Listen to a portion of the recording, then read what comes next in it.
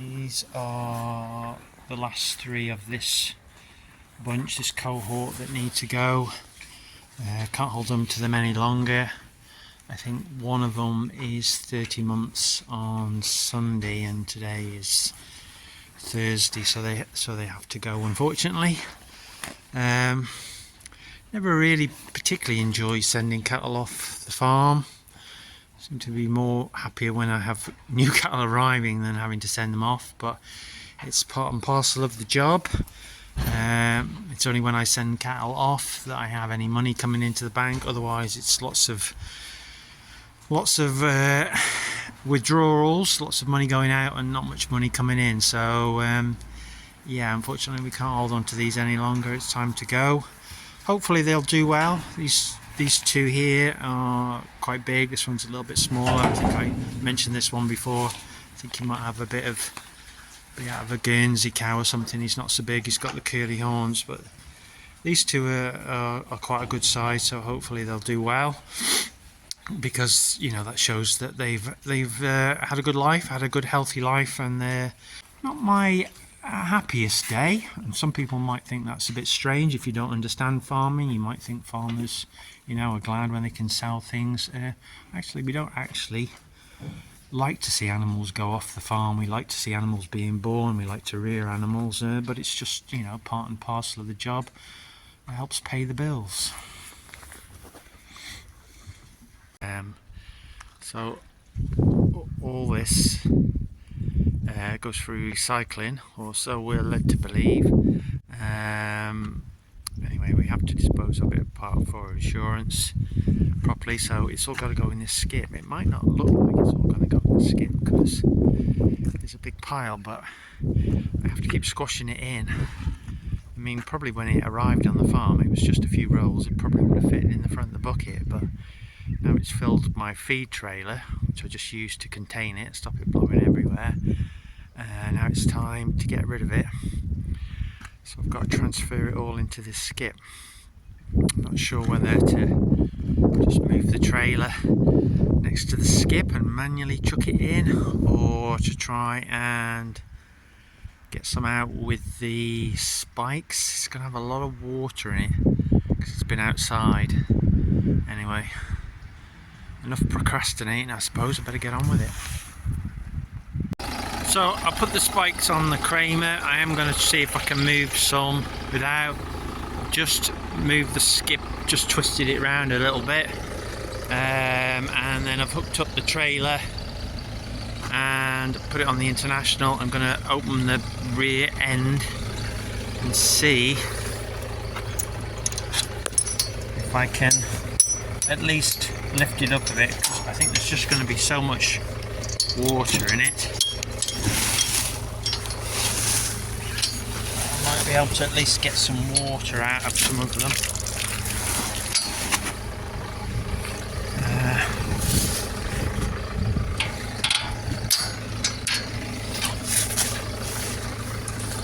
It's a bit of a trial really. And then the Kramer's a great machine, but this piece here which twists is on the bottom, and you do have to be careful that you don't catch that when you're putting stuff in skip. So I'm going to fill up as much as I can, and then I might swap to the bucket, because I think the bucket might be better at squashing it down. But I'll see. Let's see if we can get some out of the back of the trailer with the spikes first.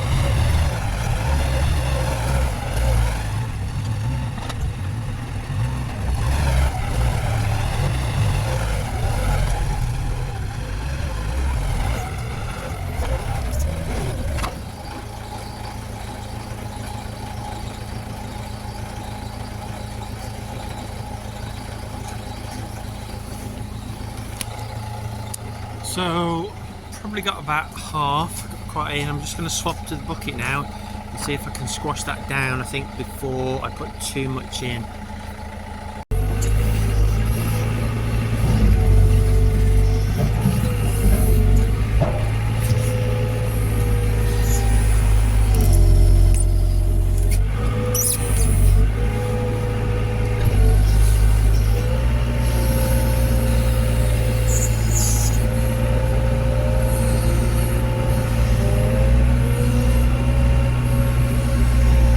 So the reason I put the bucket in is the spikes, obviously it's got not much surface area and the spikes just tend to stick in it and pull out, whereas the bucket's just got a flat edge. So hopefully, I think I used a bucket last time I did it, that will help it to squash it down. So well, we'll wait and see, won't we?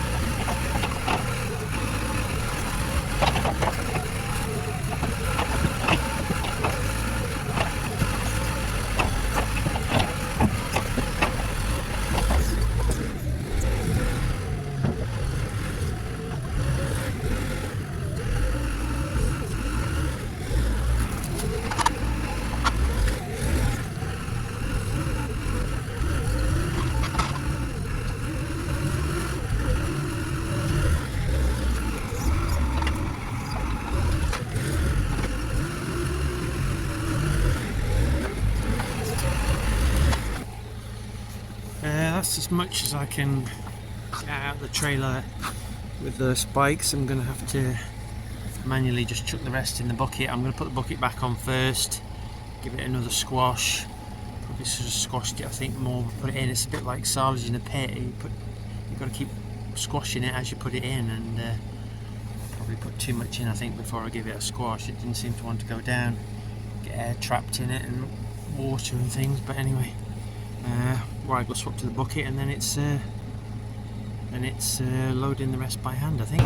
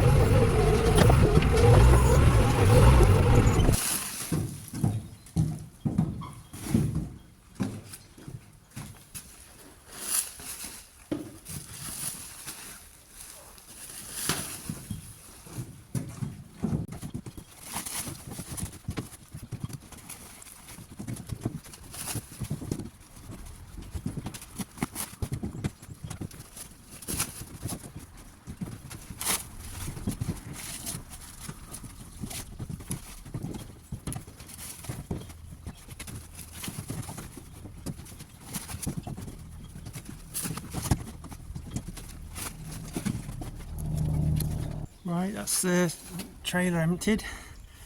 I usually know when there's a certain amount in the trailer that's a skip full.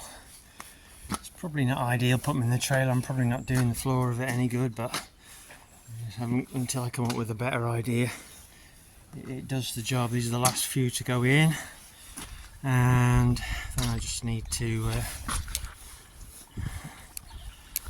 get on there and squash that down a bit so I'm not above the fill level, as it were. Anyway, thanks very much for watching, guys. Much appreciated as always, and I'll catch you in the next one. Cheers.